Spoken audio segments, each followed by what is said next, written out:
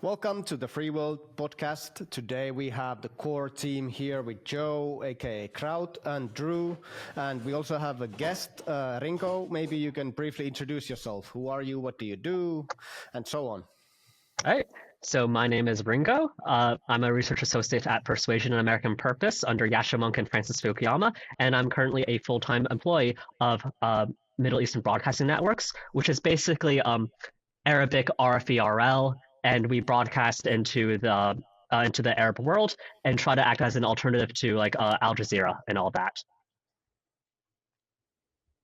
Okay, maybe for listeners who don't know who Francis Fukuyama is, maybe you can briefly introduce the man, the legend. Okay, so Frank Fukuyama, he's a political philosopher and political scientist who is most famous for the book The End of History, where he basically said that the final goal of socio-political development is liberal democracy. Unfortunately, it is taught in many undergrads classes as critical thinking about why he's wrong, but it's because they haven't read the second half of it, which is the last demand, which is that liberal democracy is very boring. It's very it can be very sad in some ways, and that people, when they get bored, they struggle against prosperity itself just to have a cause, just to have something to die for tomorrow. But other than that, he's written books such as Origins of Political Order, which is, if you like Guns and Germs and Steel, but not quite convinced by it, read that. On a funny note, I've got the Identity book, and I think I've got the Origins of Political Order, and I've got End of History, and the last one of the thing in my room, reading it by my bedside table. You're so right about the second. A funny note: when you read the End of History, the second part about the last man, an example he uses is Trump. Yes. Yeah. Dude, he predicted it. He predicted that Americans would get bored with liberal democracy and just mess everything up. I think he's like literally right. I'm writing an essay about this at the moment. Like, he actually predicted it basically. As Ringo said, I remember at UQ at university when I was doing political science, they did teach it in that sense, like, he was wrong. And I guess the classic thing that everyone gets wrong with it is like, but events keep happening, so how could history be over? But that's literally not it. I mean, to be honest, his core thesis that like nobody has actually devised like an ideological alternative to liberal democracy. That, like, even though Trump's messing up right now, like, I think he's correct. The only systemic challenger right now is China. But I mean, it's state capitalism sort of thing. But I still think that he's going to be right. That I think China, the contradictions will eventually, get to it. Yeah. I love his books. I'm really interested in your work for Radio Free Europe and what is essentially the Arabic version of Radio Free Europe and Radio Free Asia. I know a little bit about Radio Free Europe in particular because I do a lot of research into the dissident movement under the communist bloc. I'm very engaged with people who oppose the Belarusian regime and with Belarusian dissidents and activists. So I'm very interested in the work that you do in that sort of liberal media space yourself in the Arab and East Asian world. So I would be really interested if you could tell us more about that. Okay, so specifically with MBN and Alhurra, my job is to mostly work on the English Substack version, which is to translate articles from Arabic to English, sometimes write articles for us, and just do day-to-day work for that. And right now, one story I'm working on is have you guys heard of the Swedish conspiracy story about how the social services are kidnapping children? No. I actually haven't. Oh, yeah. That's a story I'm working on. So basically, in Sweden, we kind of have like this QAnon version going on, where social services, they're kidnapping children from migrant families, specifically Muslim families. So basically, you're gonna turn the sons into gays, the women into promiscuous, sluts, if you will, and they're just trying to destroy, traditional Arab culture. But of course, the real story is like, no, in Sweden, which has some of the most strictest child protective laws in the world, if that kid comes to school with a black eye, boy, you're in for some trouble. And on top of that, many of these kids who come to Sweden, they're third culture kids. Like, many of them were born in Syria, Lebanon, or Egypt, and they come to Sweden, where on one hand they're raised by an Arab family, that says that no, the kids are basically property of the parents, and that you listen to your parents no matter what. And then Sweden, which values individualism and your protection. So then, when they clash, when they are exposed to Swedish culture and Swedish laws, they realize that as children, you have human rights, and that you don't have to be beaten. And that's caused a massive controversy. That's like insane. And in fact, it's even harmed the social services, and it harmed their ability to help children in need and also migrant families who are very reliant on these social services. So that's one thing I've been doing. And but in general, what we mostly do at Alhurra is that we just try to act as an alternative voice to Al Jazeera. Because unfortunately, when it comes to Arab media, most of the big networks, Al Arabi and Al Jazeera, it's basically kind of like Muslim Brotherhood adjacent, and mostly promotes either the Qatar line or the Saudi line, and they don't have any journalistic integrity. So, for example, when they report on anything from Israel, Palestine, Charlie Hebdo, or even Iran, they can be quite inaccurate. And at Alhurra, we try to provide that balanced voice and the much needed voice that's very alternative. Now, of course, because we're associated with being CIA Zionists, which we're not at all, that's been a bit of a hurdle to overcome. But many people, we still get quite a decent viewership, but most people, they watch us, secretly, because they don't want to be associated with us. Because the moment you say Alhurra, oh, CIA, the conversation's over. I remember most. Sorry. Oh, sorry, you go. No, you go, Pekka. Sorry. No, sorry, Kraut. Most of your coverage, most of what I've heard of your network, I have difficulty pronouncing Arabic names. Alhurra. I'm not going to even try. But no most worries. Of what I heard about it is that it was considered one of the few reliable sources reporting on the civil war in Syria, on the crimes of the Assad regime, and that it was a direct line to connect to what was going on in Syria during the long struggle for independence and freedom that the people fought there. That's how what I mostly knew of your network so far. Oh yeah, and many of our journalists were put in some great danger in Syria because of that, and not just Syria, also in Egypt as well. Our headquarters was attacked there as well during the revolution by a Muslim Brotherhood and pro-government people alike, the junta people. But unfortunately, those good days are coming to an end because our new boss, Carrie Lake, she's been trying to defund us completely. So there's that been going on. I was going to say, I saw when there were protests recently in Gaza against Hamas, the crowds of Palestinians in Gaza City, some of the chants were literally like Al Jazeera out, because it's associated with Islamists and it's associated with Hamas and stuff like that. It's actually a really sad thing. Like I remember years ago, I used to think Al Jazeera was like a credible source, and I mean, I just like woke up to the fact that it's like really horrific, actually, like over the past 2 years, essentially. Indeed, but with Al Jazeera English, I'll just say this: like they do have much more journalistic integrity than Al Jazeera Arabic, which is like, oh my god, you compare the two and they're night and day. But unfortunately, with Al Jazeera English, even they based off of what people have said that work at Alhurra, who were once at Al Jazeera English and Al Jazeera Arabic. Al Jazeera Arabic, they're always trying to strong arm Al Jazeera English to try to push a Muslim Brotherhood message. And then other people, they try to resist it. But now it's those moderating voices are like losing it more and more, unfortunately so. I'm hearing that there's a considerable resistance against what Carrie Lake is doing, in particular in shutting down Radio Free Europe. A lot, like I talked to one of your colleagues who you introduced me to, who worked for Radio Free Europe. I know a lot about Europe. Like everyone who knows even a little bit about the death of communism and the amazing year of 1989 and the developments that led to it knows how important the role that Radio Free Europe played in it was. And not just the radio broadcasting program. I think you also spread like dissident literature. You spread copies of that throughout the Eastern Bloc. My dad knew people from Radio Free Europe back in the 1980s. It's such a stupid, self-destructive move.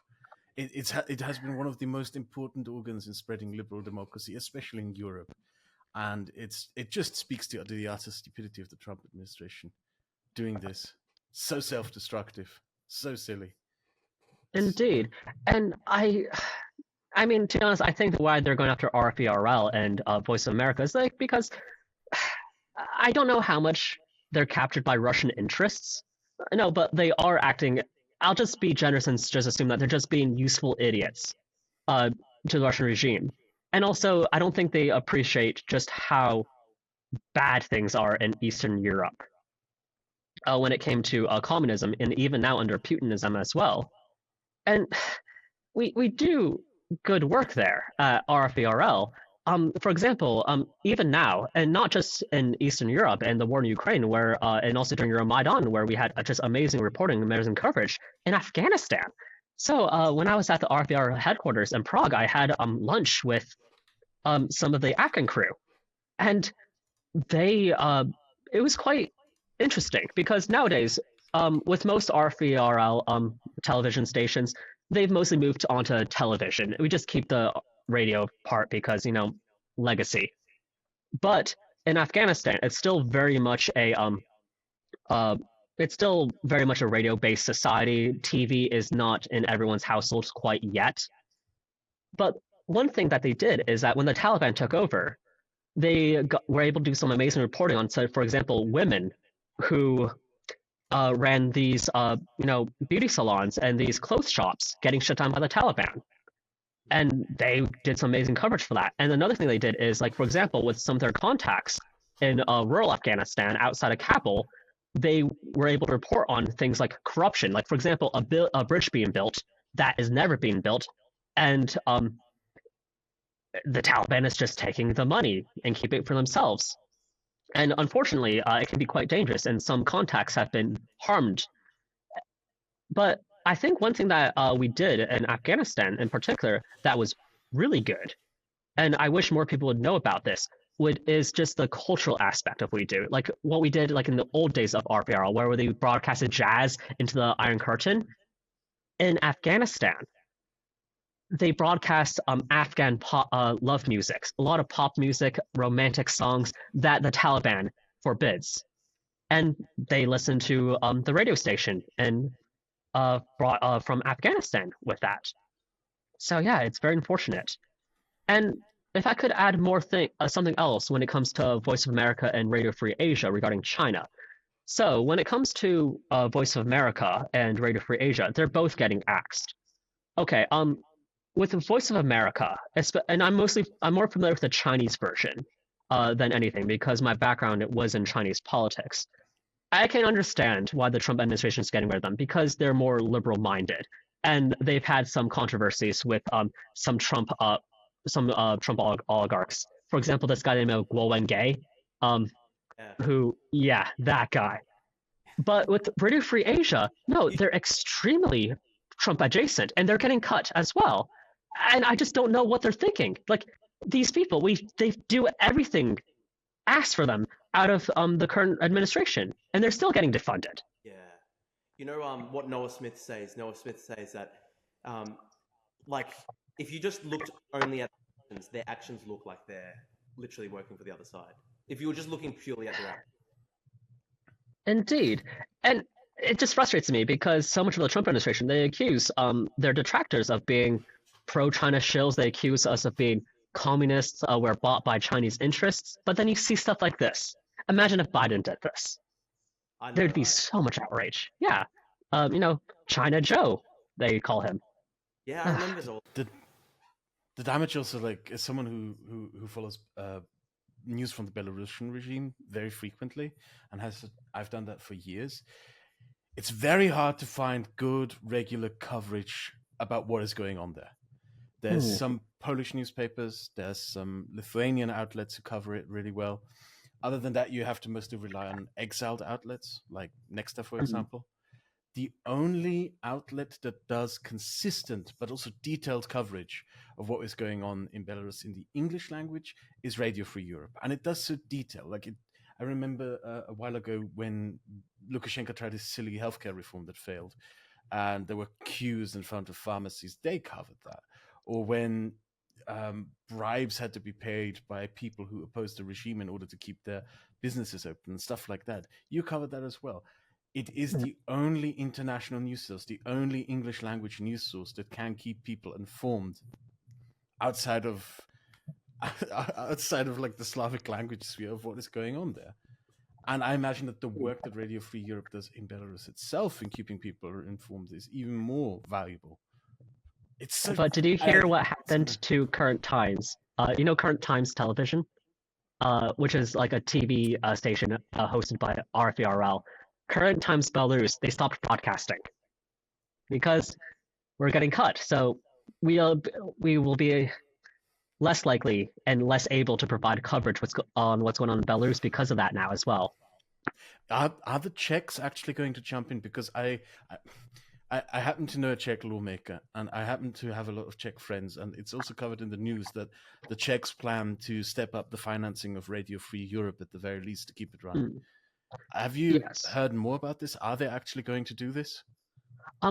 I don't know the details so much yet, but I really hope they go through and are going to save it, the company, because RFARL, they're currently experiencing furloughs and layoffs. So I just hope they intervene soon and save the station before it's too late, because it's so much. It's just so much harder to rebuild than to Because when the damage is done, the damage is done, and then I don't think it's good if RFERL just spends the next few years trying to rebuild the damage that was done in a few weeks by the Trump administration. But yeah, if you're interested, I'll see if there's other people who can speak about this as well. Okay, so this outlet sounds like something that is heavily, aggressively attacked by Russian propaganda, Russian disinformation campaigns, but probably also from the MAGA side of things. Because it sounds like, okay, we have these kind of intelligent but evil people like Mikey Benz, whose job is to just piss on US aid and everything related to that, and it's always a CIA operation and so on. But then there are these less intelligent people, like the more traditional pro-Kremlin propagandists, who assumedly have maybe defamed the outlet like they have done with the Radio Free Europe. Is this true or not? Okay. There are quite a few attack dogs in the MAGA movement who have been going after RFERL. The biggest one by far is Ian Miles Chong. So before Kerry Lake, yes, I see the laughs. Yep, that guy. Before he was swatting people and moderating Reddit forums, yeah.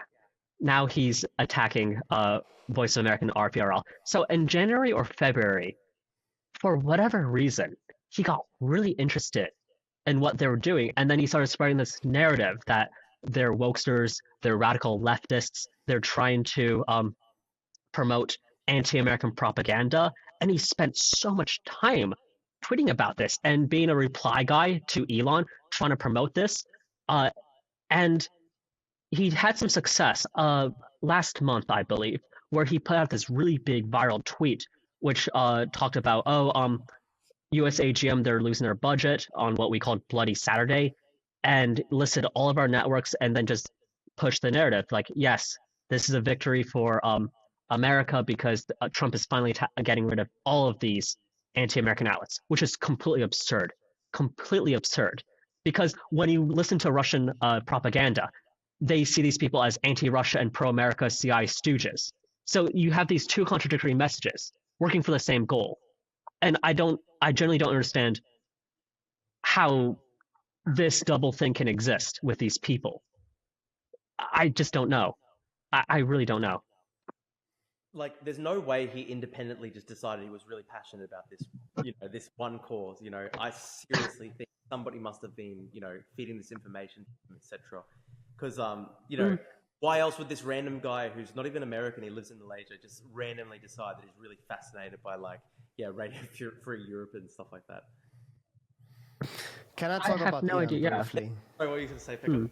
Because I consider myself to be kind of an expert on Ian. And I know that Joe also has some insights on the guy. I knew him. I knew him. Okay, so Back in the let day. me I knew start, him and some then years we ago. move on to you, and then you can like complete my analysis. Oh So. my God. I love it. So first of all, let's the first thing I want to say, Ian Miles Chong is a columnist for RT. So Russia Today is a state-funded Kremlin media.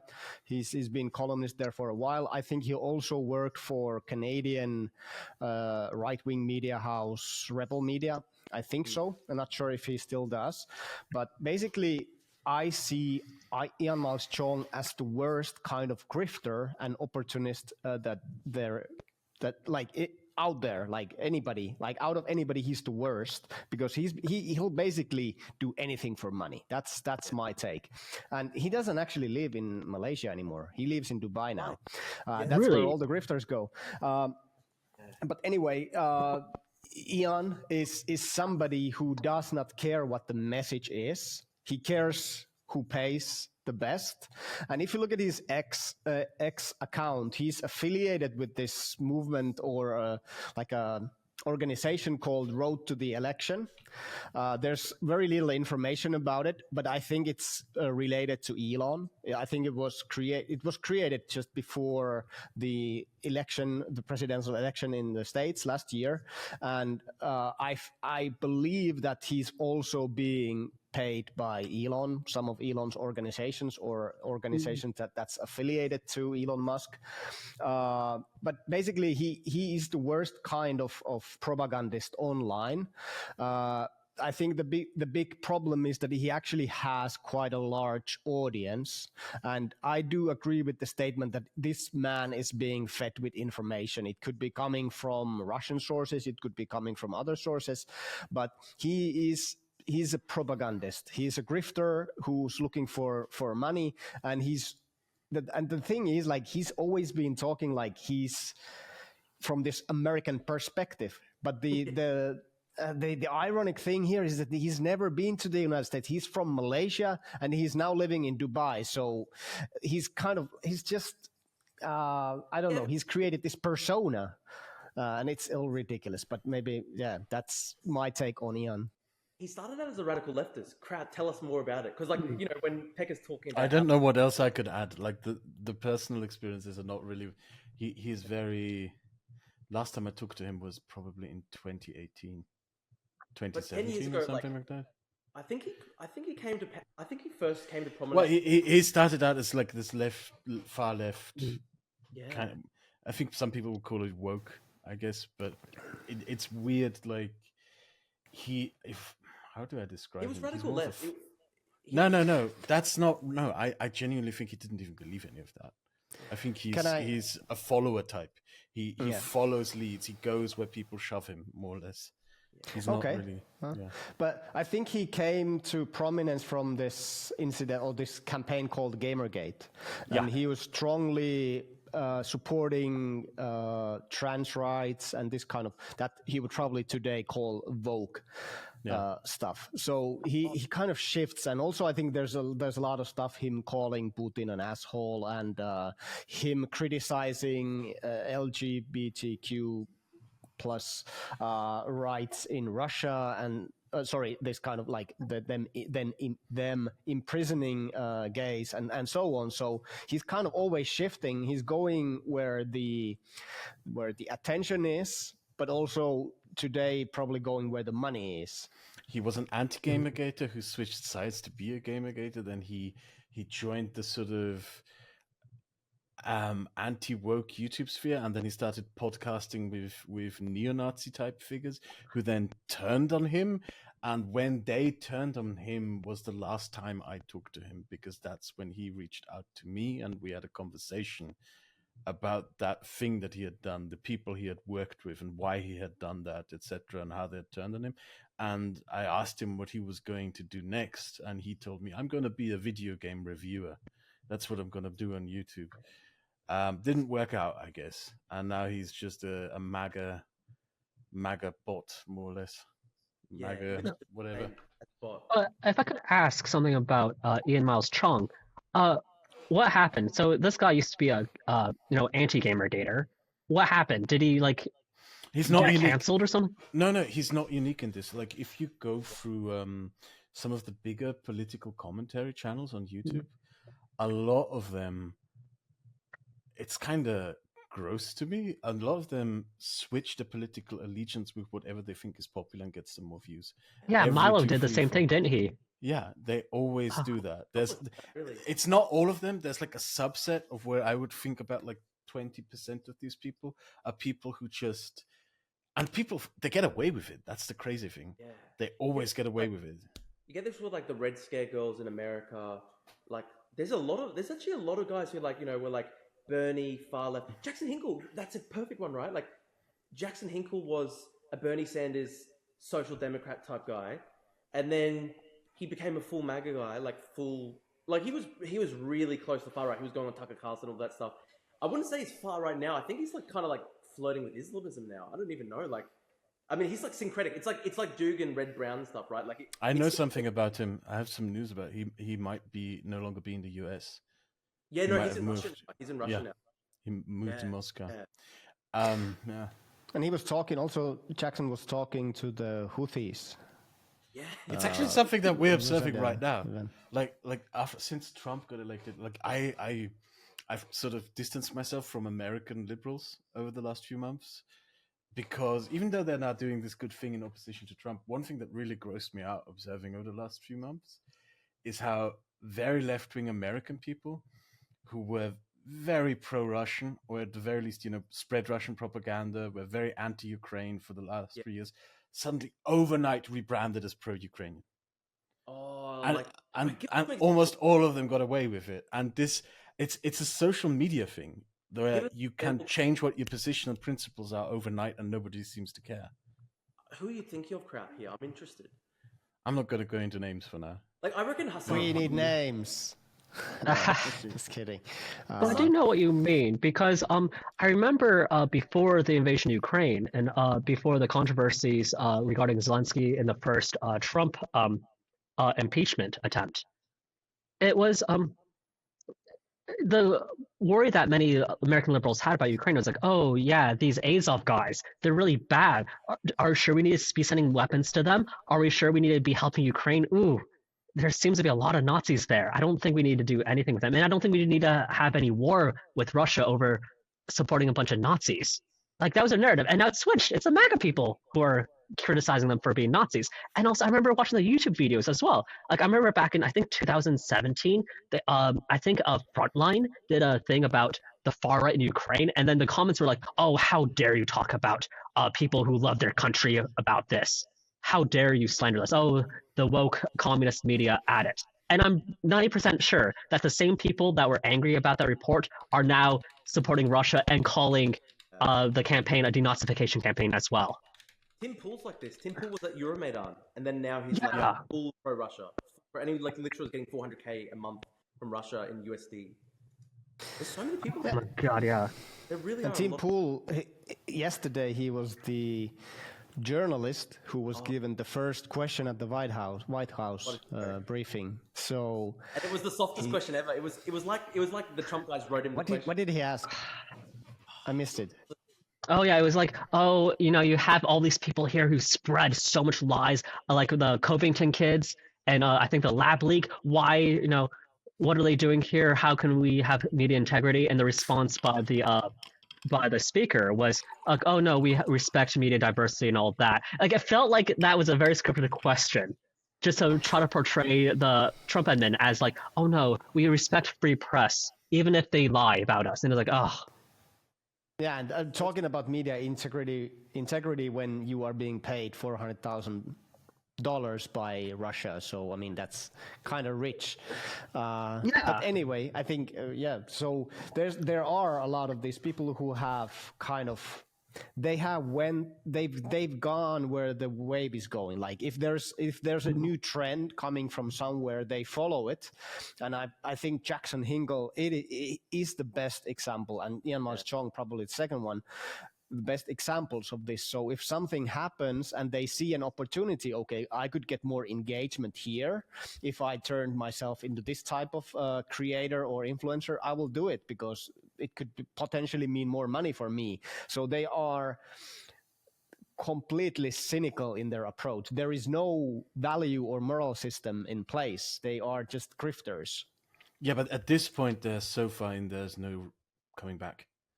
Yeah, There that's is true. no way in hell that Jackson Hinkle can ever come back from what he's done. Yeah. Yeah, of course. No way. Same for Ian, probably. Same for Ian They Malmström. found their home. Yeah, that's true. If the MAGA movement dies, their careers are over. Their media careers are basically done. That's so true. Indeed. Be like apocalyptic, die hard, like. It's just 4 more years to go. Yeah.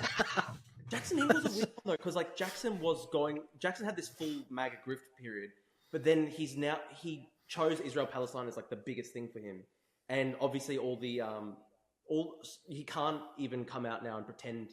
I mean, he can't even have like a kind of middle of the road position with Trump anymore because he's like pro-Houthi. He literally went to Yemen, so now he's against Trump. But he like even 6 months ago, he was making like memes of him and Trump together and stuff like that. And then now he's with the fucking Houthis and Trump's bombing the Houthis. Like, just like pure grift. Hey, it's crazy. That's the thing that's maddening. I guess for people like us, right? Like for us, we would all die of the fucking cognitive dissonance of it, right? Like we would all struggle. Like, I mean, you've seen me, Pekka. Like I've had like hours and hours of like on air, like mea culpa, like struggling with like this 2-week period where I was like trying to be too like coping about Trump sort of thing. Like I still struggle over that, right? Whereas these guys like will just literally do 180 positions with no worry in the world whatsoever, and like they're happy with, like they don't even care. I don't know. Like, wouldn't you be embarrassed? You saw this with the tariff stuff. Like the morning they'd be going, "Well done, God Emperor. Like you've got the market back up. You've I got Maoism basically. Out of the deal." And then like then this afternoon the market's crashing, and then they're going like accept the fucking sacrifice for dear leader. Like. It's literally robotic. It's crazy. Well, it's not just that. I saw like the most prominent MAGA accounts that I saw, most prominent MAGA social media figures. I don't want to call them journalists. I don't want to. Even they call themselves that. They were doing this thing where they were doing. I think one of the most prominent ones was this guy called Cat Dirt, who went out there when the economy crashed, and he made posts saying, everyone who doesn't stand up for what is happening now, everyone who doesn't support what Trump is doing now, even though your 401k may be going down the toilet, is a traitor. Yeah. We now must be going after traitors. And it was so weird where he riled up the MAGA crowd going like, okay, don't pick on the liberals or the leftists who may critique what we're doing. Pick on conservatives who may be asking questions now specifically. Yeah. It's like, when the Great Chinese Famine happened in the 50s, yes, there were Chinese Communist Party members in the countryside who tried to organize food aid, and they were arrested and shot for denying the Great Harvest. And it's kind of like that mentality is where these people are in. Really? Reality really doesn't matter. Dude, really doesn't matter at all. It's actually really reminiscent to like the Stalinist or Maoist cult of personality. It's really fucking scary, actually. Benny Johnson is one of them. Benny Johnson. Oh, he was always, I think, last year still blaming Biden for bad economy, 5% inflation. Yeah, like this inflation and all the stock market is in chaos. And then when the stock market basically crashes after Trump announced the tariffs, and he's like, it's just money, it's just ones and zeros, it doesn't mean anything. But more about Benny Johnson. He actually got fired from BuzzFeed because he this is a tricky word for me.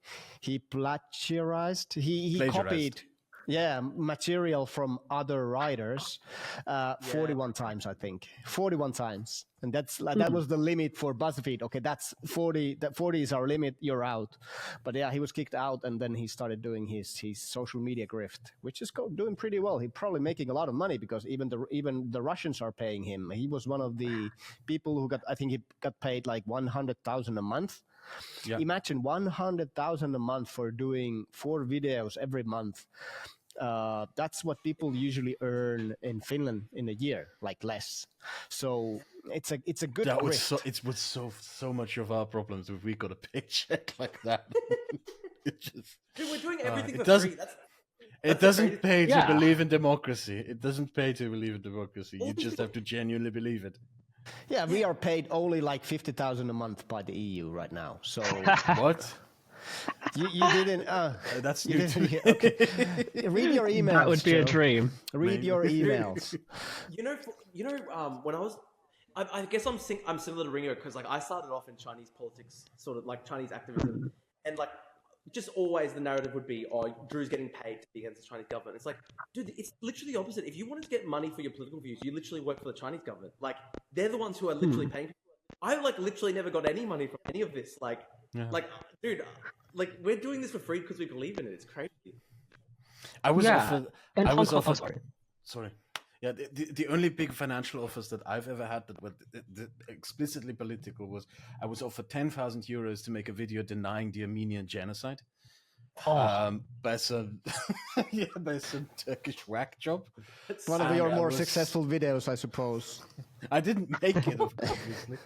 And during the election, I was during the first Biden election in 2020, I was offered $40,000 by a MAGA person to take down a video that I made criticizing Trump. It was one of the biggest videos of my channel, so they offered me money to take it down. Was that about the Trump and tariffs one, where you basically were explaining?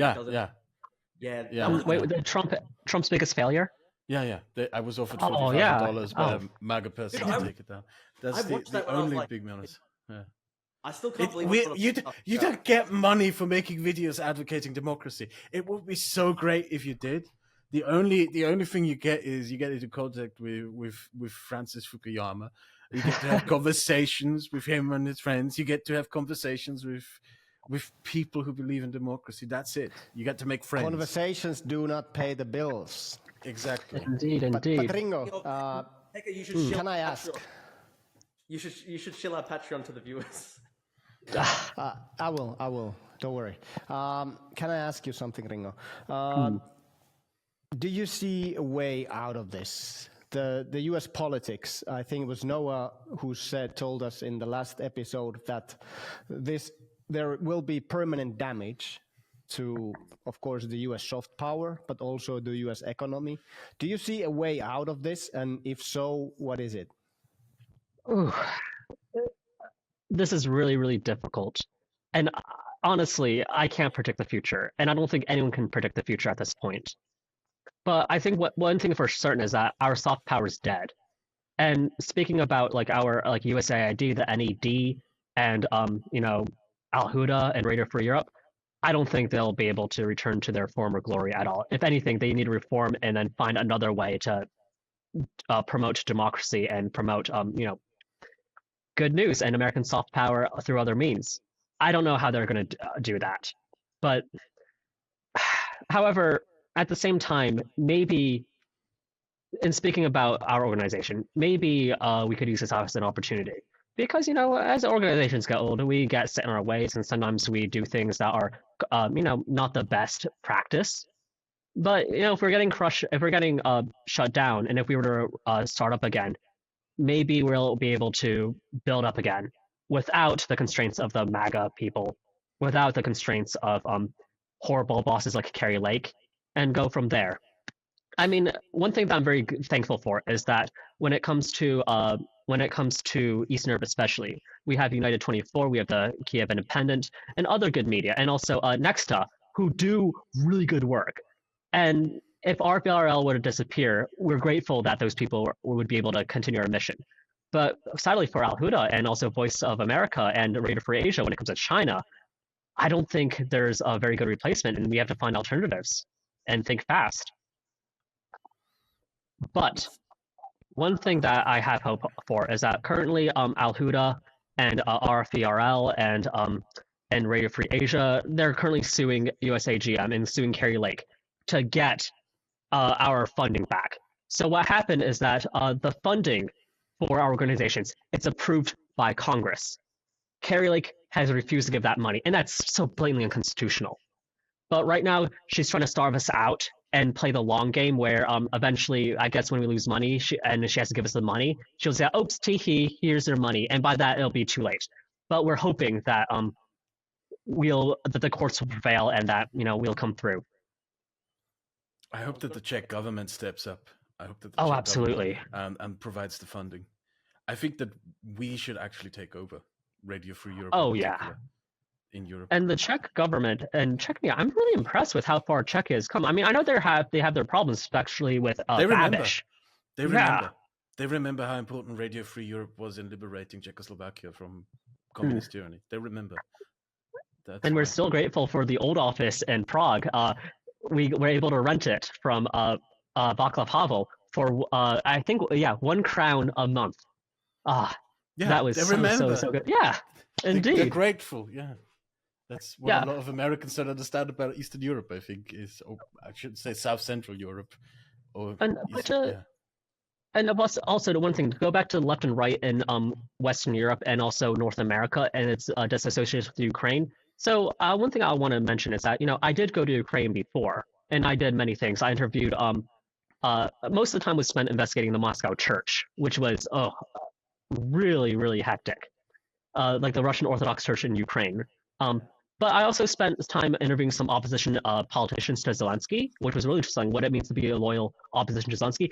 But I think one thing that would be quite interesting to some of our audience was I also interviewed someone from the Azov battalion, and also I interviewed some anarchists as well, the Hoods clan. And I'll just say something about the Hoods clan and their frustrations. So the Hoods clan, to give some background, they're a punk anarchist group that was founded, I think, during Euromaidan or the Donbass War, where they're basically, they frame themselves as anti-imperialist, anti-racist, anti-homophobia, but also anti-communist, but specifically Russian communism. And their one frustration they had with so many leftists is that they don't seem to understand just how bad Russian imperialism was. Like, for example, when people in the West, they call themselves communists, they say with glee, but in Ukraine, no, a communist is someone who stole your grain and made your family starve. And the people who say, oh no, I think the invasion was horrible, but we can't support imperialist war. Well, no. Yeah, sure, you can argue that America and Russia and NATO, they're imperialist powers, but no. If you think imperialism by the West is really bad, everything you accuse the West of doing, it is so much worse with Russia. So there's been a feeling of betrayal among within the Ukrainian left when it came to the international left, and they hadn't got many support, unfortunately so. And talking from experience, when I was studying in Sweden, at the university I studied at, Lund University, we have this nation called Small as a Nation, which I try. I'm not an anarchist myself. I'm a former communist, but I still have a bit of a hangover from that, and I still have some respect for what it meant to be a radical leftist back then. But those guys, they weren't interested in helping the Ukrainian anarchists. They were concerned about imperialism, and also they were concerned about my background because I'm a center-right conservative now, so they're worried that they're going to be a useful idiot for imperialism. And then another guy said, "Oh, we'll help the Hoods clan, but they have to join my Trotskyist organization." It was not serious. It was so absurd. Dude, I really was like, I started off my political journey was like I started off as like a Bernie Sanders sort of democratic socialist. And like that was I was like a teenager, and what really sort of like made me move away from socialism and like towards liberalism, right, is literally that, like the way that I would just constantly come into combat with like these like just tanky idiots, right? Like, and this is the sad thing as well. People don't like. I would get so many leftists who'd now say like, "Oh, Drew, now you've become too conservative or whatever. Why would you let tankies change your opinion so much for the world," sort of thing. But like, what they don't realize is, obviously there's like the tankies, but they've actually infected a lot of the center left. That's the sad thing, right? Like, oh yeah, that's like there's a lot of center left people who just like they somehow have like these instinctual tanky views, and it's because like tanky talking points just like circulate and just infect the ecosystem.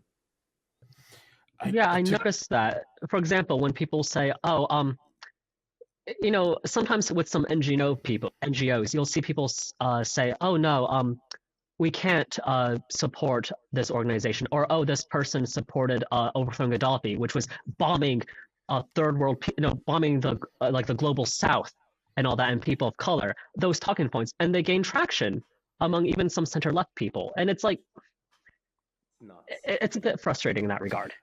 It's funny that you mentioned that, because this is something that I know a little bit about. There were actually a lot of anti-communist, anti-Soviet, left-wing dissidents in the communist bloc, in the Eastern Bloc, during the Cold War. In particular in Hungary, where you had the entire in Hungary, where you had the entire Budapest school. Most dissidents in Hungary were Marxists, even. What was his name again? Mihály András, János Kiss, György Mákos, István Mészáros. Like Hungarian dissidents, a lot of them were Marxists. The most famous left-wing anti-communist dissident was Milan Kundera. And the thing about them is, though, I remember, like Milan Kundera, when he went into exile in France, what did he do? He wrote articles criticizing neoliberalism and criticizing Western policy, because I lived in the West. And it's very funny because when Kundera died 2 years ago, there were these Stalinist rags who put out these articles. Milan Kundera, the novelist of neoliberalism, is finally dead, when he spent his fucking half his life critiquing neoliberalism, you know? It just reveals something that a lot of people often overlook, which is Western Marxists never forgave Eastern Europeans for killing communism. And to them, in particular, like, they are traitors. And in particular, the Marxist dissidents, the left-wing dissidents, those are an especially heinous breed of traitor to most Western Marxists. They have never forgiven them, will never forgive them, will always frame them, defame them, denounce them. They're never going, like, it's a weird thing because it puts us into a situation where we, who are probably not Marxists, at least I'm not, have to advocate on behalf of people who we disagree with because we don't want them defamed. But yeah. You know what's a good example of this? You know the tanky online hatred of the Baltics, where it's like you will see stuff that's like just insanely viciously racist, and it's just so commonplace. Like they will talk about like Estonia and Latvia and these Baltic nations. They'll just talk about them like they'll be like, oh, they're all disgusting, like peasant farmers. The Soviets tried to civilize them and they couldn't be civilized. They're all Nazis. Like you see this really disgusting racism towards the Baltics all the time online from these tankies, and it's like they never forgave them for like not wanting to be part of the Soviet Union. Indeed. We surrendered the narrative. I genuinely believe one of the biggest mistakes we made in 1989. I mean, it's hard to say because it was Václav Havel's mistake, and I really like Václav Havel, was forgiving the communists. We shouldn't have forgiven the communists. There should have been a Nuremberg trial-style tribunal of communist tyranny, because the end result of not doing that was in Hungary, in Czechia, in Slovakia, in Poland, the old communists stayed in charge of new rebranded political parties. They just started calling themselves socialists, but they held on to the old Soviet way of doing politics, the authoritarianism, and destroyed the political left in these countries. While in the West, the fact that we forgave the communists allowed a lot of Marxists to completely whitewash the history of the Soviet Union and of communist tyranny in the Eastern Bloc, which is really gross. Like some of the books these people have written. There is this disgusting book. I need to look up its title. It's something that I'm making a video on. Kraut, did you know yesterday Hassan Piker made a tweet like basically defending North Let's Korea? not talk about him. No. We should get him on as a guest. Yeah. There's this gross book called "Why Women Have Better Sex Under Socialism," which is written by Kristen. You all love it, right? Well, it's written by Kristen Gotzi, who is a American ethnographer, and she writes in this book. She praises the women's health institutions of Czechoslovakia, communist Czechoslovakia, and in that book, I read it, she lists complaints that were made by Czechoslovak women against the regime and dismisses these women as privileged. Yeah, you're just a bunch of privileged bitches. You don't get to complain. The thing about the Czechoslovak communist regime, that was a regime that secretly sterilized women who were opposed to the regime, doing regular health checkups. And also the Romani women were secretly sterilized by the regime. That's a regime where women were raped by the secret police, and then the rape kits were used as evidence of prostitution to lock these women away for prostitution. And this woman has the audacity to say, oh yeah, no, women have better sex under this regime, and the women who complain about it, they're just a bunch of privileged bitches. That's one of the prime examples of how it was such a mistake to forgive the commies. Could I ask people a like question? her were able to rewrite this. Yeah, sorry. Go ahead. In general about this. So, one common thing we have in the Anglosphere is that you'll see people who will basically say the narrative is like, oh, communism was communism was not good. It kind of got ugly at times, but God forbid if I ever support this center right guy at all. Or communism was bad, but thank God that it prevailed and not like NATO or anyone like that. Or is there anything like that in Europe? That kind of whitewashing? It depends on where you go, because the thing with me is I had a very unique upbringing. My dad worked with dissidents in Hungary and in Czechoslovakia. I was raised to be an anti-communist. I can't deny it. That's sort of... So for me, like, I grew up knowing people who were tortured by the Hungarian secret police under communism. For me, that was never... I think the further you go west... Yeah, I really do blame Western Marxists mostly for the whitewashing that happened. Because if you go east, if you go to Prague, if you go to Bratislava, if you go to Warsaw, to Krakow, everyone remembers what it was like. Everyone remembers the torture dungeons, the secret police, the constant harassment by the state of the party, the social pressure that the party exerted over everyone, the lack of basic goods, of food, the constant food shortages. Everyone remembers that. But it's a lived experience. I see. And if I could ask more about that. I don't mean to buy into like right-wing talking points about academia, but do you think that a lot of academic Marxists, they're a huge reason for this narrative? It's not a conspiracy. Yeah. It's not a conspiracy. It's not a conspiracy. It's just individuals like... One of my favorite figures of hate is Noam Chomsky in this regard, who whitewashed, like, the Stalinist period of Czechoslovakia was one of the most horrific periods in early European communist history, where like thousands of people were worked to death in a uranium mine. They had a gulag in a uranium mine called Yakimov, where people were sent to dig up uranium without protective gear. So it was basically an unofficial sentence to death. If you were sent to this gulag, you were sentenced to die of cancer, basically. And you had all this going on, the secret police, the show trials. Hungary in the 50s was even worse, which was basically 10 years of constant police terror and show trials. And Chomsky just whitewashes all of that, just pretends that the 50s never happened. None of that ever happened. And why? Or just...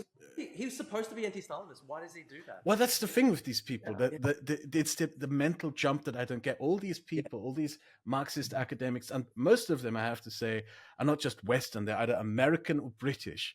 Yeah. And they do, oh no, I don't believe in the Soviet Union. I don't believe in state capitalism, is what they call it. I'm an anti-this. But why do you spend so much time whitewashing these things? They're just picking things apart and going like, oh yeah, but at least they had this very special childcare system in East Germany. Oh yeah, that makes the Stasi so okay. That makes the Stasi really okay. You know, having this, like, so why do you do that?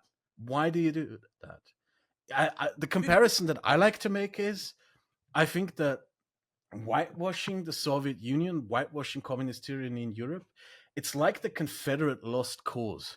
Just for people in ivory towers who sniff their own farts. That's how I see it. Yeah, and if I could just add something more, I'll just say this: like, one of my critiques of humanities and academia, and I'm starting to see this more and more now that we're getting more right-wingers in academia, is that it seems like political intellectualism oftentimes is just an excuse to to whitewash radical ideas. Yeah. And it's not just Western Marxists who do this. Like the Mises Institute people, they do the same thing all the time. I don't know what it is about these people that these supposed smartest people in the world just go batshit crazy. Dude, do show. Do you know Adrian Vermeule at Harvard? He's like a law scholar, and like he's like almost like Carl Schmitt level, like justify anything. Like it's pretty scary. And he's a Harvard scholar, right? Like some of these guys, it's really scary. I was gonna say, is he Claremont by any chance? Who? Sorry. Is he part of the Claremont Institute by any chance? I wouldn't be surprised if he might have written for them at some point or another. He's good friend. Oh yeah. Which is a shame. With who? Do you know Patrick Deneen, the guy who wrote Why Liberalism Fails? Oh yeah, Fukuyama debated him before. Oh really? I've got a book somewhere here. It's sad because like I I got introduced to it by like Obama's like Christmas review or whatever, and I remember I read it in like my first year of uni, and I was like, oh, it's actually really deep. And now I look at Patrick Deneen, just by seeing his Twitter, I was like, no, he's actually insane. This is one of my favorite books that I own. The Vampire Economy by Günter Gramm. It's famous, I know. It's an economic study of Nazi Germany, how it became an oligarchic economy that crushed small businesses. You probably read it, I guess. And why haven't you done a video on that? That's the perfect. Well, the great thing about this book is it's written by a communist. Günter Reimann was a communist. He was arrested by the Gestapo, tortured. He went into exile in Britain. He wrote this book, The Study of the Nazi German Economy. He then emigrated to the United States, where he continued working as a communist. He married a African-American civil rights activist and communist. Oh, isn't his daughter really famous? Yeah, his daughter is active in the Black Lives Matter movement.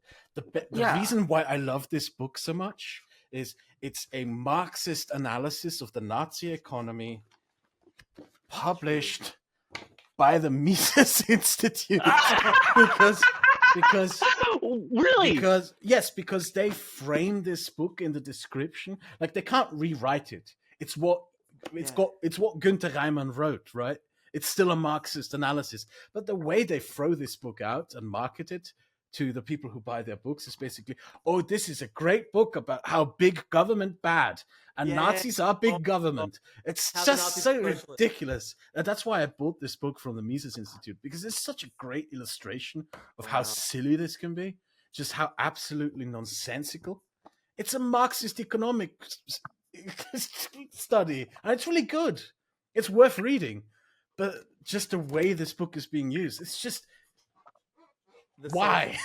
Those guys just say like, Nazism was socialism. Just so fucking stupid. It's also good to remember that just it also depends on where you study, right? Like I went into Slavic studies in Vienna. The Institute for Slavic History and Slavic Studies was greatly influenced by dissident refugees from communist Poland and Czechoslovakia. The Czech Institute for Cultural Studies, the Polish Institute for Cultural Studies.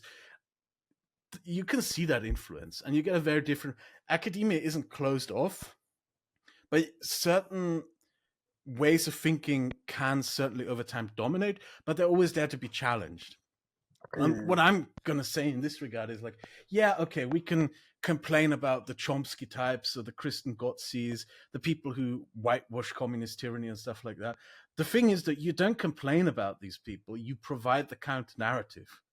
Like the thing that I think is really important, like what I'm reading right now, is you promote and read Anne Applebaum, or you go into one thing that I've been looking really deep. Like I always keep the books that I read on my desk is anti-Semitism in communist Czechoslovakia. You can read up on these things. You can read up on them. You can learn these things, and these are. I'll always go to the authors. Like, don't read an American Marxist when you try to read anything about communist history. Go to Czechs. Go to Poles. Like this is written by Anna Kubotova and Jan Lanicek. Go to people who actually are from these countries and study these things. Go to the primary sources, the people who actually have access to the secret police archives and so forth. Can I say one? Yeah, go ahead. Just really quickly, there's a guy at the University of Adelaide in Australia, and I confronted him in real life once, like protesting. But his name's Mo Burgao, and he's literally written that Mao in the 60s wasn't such a bad guy. Like the famine wasn't his fault. The sparrows were it's crazy. Like you literally have this guy, it's a Chinese academic at a university in Australia, one of the best universities in Australia, who's like literally defends Mao in the 50s and 60s. You literally there's no depth to the depravity that you can sometimes see. Yeah, indeed. And it kind of frustrates me that this is kind of like a weakness within Western academia, because in America we have that too. We have what we call the Chinese New Left, who basically do that. They criticize American imperialism and all that post-colonial theory, but they will never speak against the Chinese Communist Party, except for technocratic things, which is, I think the tech companies be more regulated. I think some people are getting too rich, but never anything significant. I had a conversation with a Czech historian about this, who told me that the experience that she had is that, like, if you're an academic if you're a historian from the Czech Republic, from Slovakia, from Poland, from Bulgaria, etc., right? People in the West, but in particular in American academia, treat you differently with an offhanded sort of distance sort of way. They don't like it when you come to guest lectures. They don't want you to work in the US. They don't want you to share your knowledge, right? There's an apprehension towards it. The thing that my friend pointed out to me in this regard was there was a Czech researcher who did a study. He researched in the police archives cooperation between American academic lecturers, professors, with the Czechoslovak secret police, the SVB, which is, of course, a very iffy topic. It's not. Some of these professors are still alive and with us. She described to me the absolute apprehension there was towards that, the sort of aggressive, do not look into this attitude that came as a result of that. I think a lot of these people are also just embarrassed. I mean, my dad told me when he was a student back in the 70s, there were the colleagues of his that pro-Pol Pot protests on campus. In Sweden, we had the same problem too. Oh my God. Yeah, if you were involved in something like that and you became a professor, of course it's difficult for people to admit that they were wrong. And I think a lot of these people it's not a conspiracy, it's just that a lot of them have a very hard time admitting that the Soviet Union sucked. Do you remember Michio Kaku by any chance? Do you know that guy, that physicist? Yeah, yes. I know. Yeah. Yeah, he was also part of a communist Pol Pot organization back in his youth. Yeah, he was. Has he repudiated it? He hasn't spoken about this at all. I didn't know that. I've got one of his physics books or something like that. That's crazy. Yeah, I mean, I guess as you said, they're embarrassed. I mean, they don't want to admit it and don't want this to catch up because this was a time they were able to be young and stupid. But yeah, even those guys did that. And also but even some others, the Swedish Social Democrats, they were supportive of the Khmer Rouge in its early days, believe it or not. And also they supported the Viet Cong as well, which I think was a huge mistake, which is not to go off topic, it's our new conversation altogether, but even when we praise Sweden for their humanitarian missions, yeah, they've done a lot of good things, but they've supported some of the worst people imaginable as well, which I don't think gets talked enough as well. There's this great line, to go into more recent, also kind of distant, but within my memory, during the Bosnian War and the Bosnian genocide, right? One of of course, they still deny it to this day. A lot of them still deny it to this day that there was a genocide. And one note on that really stood out to me is that the socialist president of France, François Mitterrand, he wanted to intervene on the side of the Serbs. Holy shit. Yeah. And it's sort of like... Holy shit. You look into that and you think there was this sort of weird... when he was younger, that was probably marketed as sort of international solidarity or something. But there's this very clear, ever since the Berlin Wall came down, a lack of questioning what this solidarity was for. Just clinging on to something that's dead. Like I said, it's like the lost cause. It's like the Confederate lost cause. Yeah. Wow. Man. Can I ask you, Ringo? I just tried to Google Michio Kaku Pol Pot. Nothing came up. How did you know that? That's really interesting. I'll show it to you. There was this one newspaper called The Guardian, not associated with the UK. It was a communist newspaper. They mostly worked with Asian American organizations. Right. And Michio Kaku, he signed a statement, or I think he might have been at the Greensboro massacre, where a bunch of KKK people killed a bunch of anti-fascist demonstrators. Holy shit. Yeah, he I can show it to you afterwards, but it was insane. And of course, one of the few people who recorded it was this guy in charge of KeyWiki, which is ran by this right-wing nutjob from New Zealand. But it's there, and I'm just surprised no one's spoken about it. And even when I was a communist, because I used to be a Maoist, I was so fascinated by this. But of course, I think he's putting that behind him. Dude, I think we are approaching a change in this regard. There are like historians who are becoming more and more popular. You probably all read the famous Stalin biography. Kotkin. Yeah, exactly. I love Kotkin. Dude, I'd love to have him on the show sometime. That would be like a dream. I don't think we're going to get him, to be honest. Yeah. I attended the lecture he gave in Vienna, a guest lecture. He's great. But people like him and Applebaum is doing great work. You know, the narrative of the benevolent Soviet Union is being undermined. We can contribute to that ourselves. And also, absolutely, more and more people listen to what Czechs, Ukrainians, Slovaks, and Poles have to say, and Lithuanians, Estonians, and Latvians. Indeed.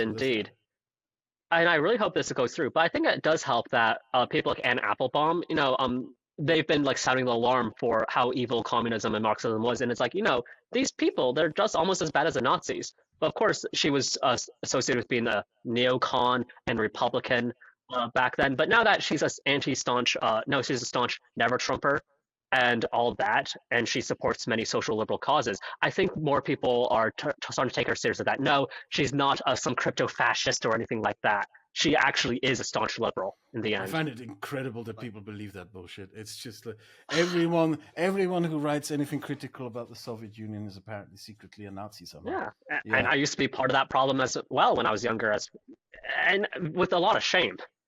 But I think this is just a disease of the Western mind. Yeah. I don't think it's a disease. It's just a misconception. Like I said, it's like the Confederate lost cause. Indeed. Another example is like when Nazism died, right? There's this really funny survey that I found that the American occupation forces did in 1947, where they asked Germans what they thought about Nazism and Nazi rule. And an overwhelming majority of Germans replied, well, it wasn't real Nazism.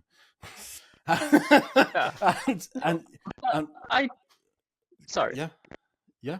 I do want to ask about that sometime. When it came to it wasn't real Nazism and all that. Do you think did we see something similar? Do you think we'll see something similar with Trumpism as well? Yeah.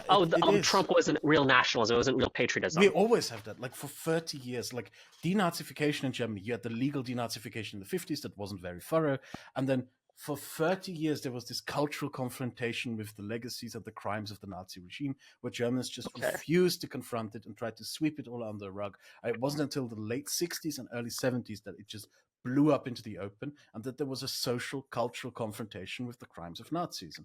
That's when Germany became, adopted this policy, this idea that it has to confront the ugliest chapter of its history. For 30 years, that wasn't there. For 30 years, there was whitewashing, explaining away. We are now in the middle of that with Soviet communism, right? It's been 30 years since the Berlin Wall came down. The narrative is still dominated by people who tried to whitewash what happened, who tried to explain away. And I'm pretty sure when Marga dies, we're going to get people who say, oh, no, this was actually great. This is something that I talked about before here. We're young enough. We're going to witness nostalgia for Trumpism. It's going to be horrible. I see. Oh, just like with Peronism as well, from what I saw. Yeah. And also, quick question. Are we still good on time, Pekka? You can read the time up here. So I unfortunately have to drop out. I will leave the recording. We can cut this out. We can leave the recording on. You can continue talking. I will mute myself. I will turn off my camera. I can still hear you talking. But yeah, I don't really have that much to contribute to this discussion because I don't have the knowledge. I love listening to you guys, but I'm gonna. We can wrap it up as well. We can wrap it up. Okay, as well. fair we'll enough. Do that again later if you want. Yeah, we can absolutely, because I would love to continue this conversation, especially because I have so many more questions to ask. Because this is quite fascinating. Would you work with me on the video that I'm working on? Like I told you about it, the one about the dissidents of Czechoslovakia. Oh, I have a few people that would be interested in an interview. There's this one Czech professor that teaches at NYU in Prague. That he was a dissident and he worked with Kundera and Havel. He can give a lot, and also he went to Cuba and compared his experience from Cuba to the communist Czech experience. That would be great. Okay, that's so cool. Okay. I'm going to wrap up, if it's okay. We can do another episode later. So I'm going to just do a little pause here. Okay, I think we're going to wrap up here. Ending thoughts, Ringo first. Any thoughts? Okay. I mean, to go back to USA Gym and RFERL and Voice of America, like, I cannot express just how important it is that these people are around. Even if you don't watch these outlets, just look at, when you're looking at news from any part of the world, look at the logo, and you'll probably see an RFER logo, RFA, or a Voice of America logo. And just remember, even if you don't watch these channels, or if you don't think they don't have an important part in your life, they are extremely important when it comes to on the ground news. So please support us however you can. Joe? No thoughts, just thank you for your work, Ringo, and everything that you and your organization do. I'm really grateful to talk with you, and I'm grateful that you came on to talk with us about it. And finally, Drew? Yeah, same with Kraut. Thank you so much. That was really interesting. And I really, really hope there's a way that we can keep these organizations alive. Yeah, it's to let them die is such a massive it would be such a massive disaster to let these things die. Fully agree. Thank you, Ringo. Thank you, Joe. Thank you, Drew. And let's do this again, because we have so much more to talk about. We can do a very, very political podcast where I'm just quiet the whole 2 hours. But thank you so much. And let's wrap it up here. All right.